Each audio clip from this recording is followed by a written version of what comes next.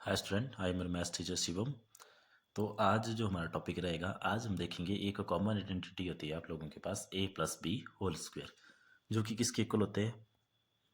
ए square plus 2ab plus B square, या A square plus B square plus 2ab भी लिखा जाता है इसको।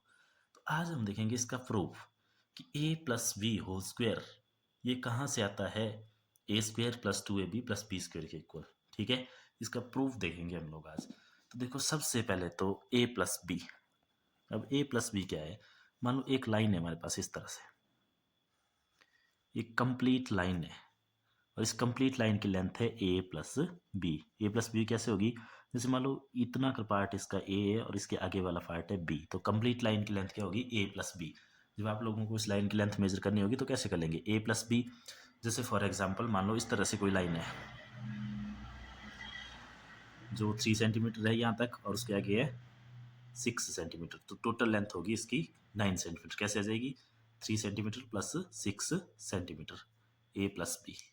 क्लियर है? तो ए प्लस बी हो गया। अब देखो, अब हमने क्या देखना? अब देखना हमने कि जब हम ए प्लस बी का होल स्क्वायर करेंगे तो कितना आएगा हमारे पास। तो अब देखो, इसके लिए लाइन का स्क्वायर बनाना है। ठीक है, ये ए प्लस बी एक सिंपल लाइन को रिप्रेजेंट कर रहा है। अब इसका हमने स्क्वायर करना है, तो इसका जब स्क्वायर बनाएंगे तो जैसे मान लो ये कंप्लीट लाइन है आप लोगों के पास ए प्लस बी, यहाँ तक ए है और ये आगे वाला पार्ट इसका बी है। ठीक है, ए प्लस बी। तो इसका स्क्वायर कर दो। स्क्वायर क्या होता है? एक ऐसी शेप जिसकी 4 साइड इक्वल होती है। तो ये हो गया इसका स्क्वायर। अब ये लाइन भी ए प्लस बी है, ये भी ए प्लस बी होगी, ये भी ए प्लस बी होगी, और ये भी ए प्लस बी होगी। और इसी तरह से इनको ले लेते हैं कि यहाँ तक ये लाइन भी दोबारा ए, ये बी होगी, नीचे वाली भी यहाँ तक ए और ये बी, और उसी तरह से ये लाइन भी यहाँ तक ए और नीचे वाली बी। क्लियर है? जितना जितना पार्ट ए था यहाँ पे, उतना ही पार्ट यहाँ पे ए है, उतना ही पार्ट यहाँ पे ए है, उतना ही पार्ट यहाँ पे ए है, और उसी तरह से बी भी सेम है। अब देखो, अगर इन लाइंस को हम इस तरह से जोड़ लें, इस ए को सामने वाले ए से जोड़ लें इस तरह से। ठीक है, उसी तरह से इस वाले ए को यहाँ जोड़ लें, जोड़ सकते हैं ना ऐसे। अब देखो, बात आती है हमारे पास कि अब हमने क्या निकालना है यहाँ से। अब हम लोगों ने कैलकुलेट करना है ए प्लस बी का whole square. A plus B whole square is equal to किसके इक्वल होगा है? तो सबसे पहले तो बात आती है हमारे पास, जब लाइन होती है हमारे पास, तो लाइन की होती है हमारे पास सिंपल एक लेंथ। ठीक है, अब दो पार्ट्स में लाइन थी ए प्लस बी, तो इसकी सिंपल लेंथ आनी थी, इसकी तो सिंपल ए प्लस बी आनी है। जैसे एग्जांपल भी किया हम लोगों ने एक। अब देखेंगे हम कि इस स्क्वायर को मेजर करना है, तो इस स्क्वायर का क्या होता है आप लोगों को पता है?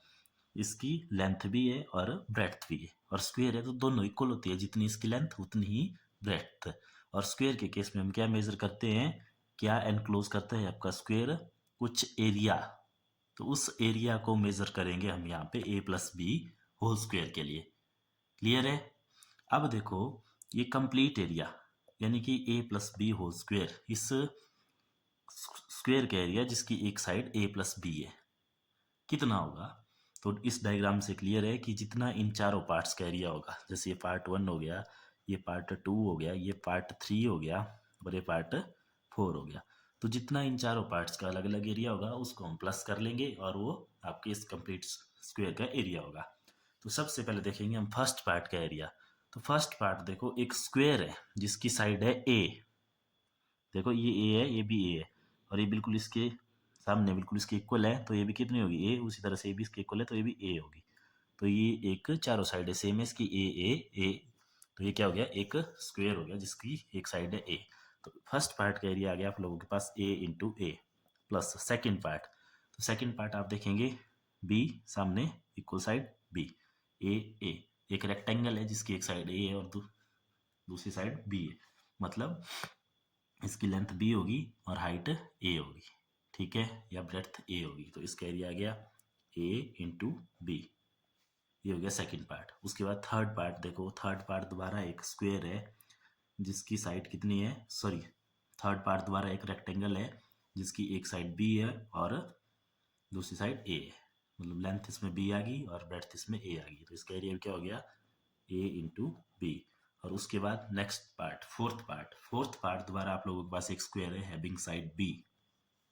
चारों साइड सेम है, बी के इक्वल है, तो इसका एरिया क्या हो जाएगा, बी इंटू बी।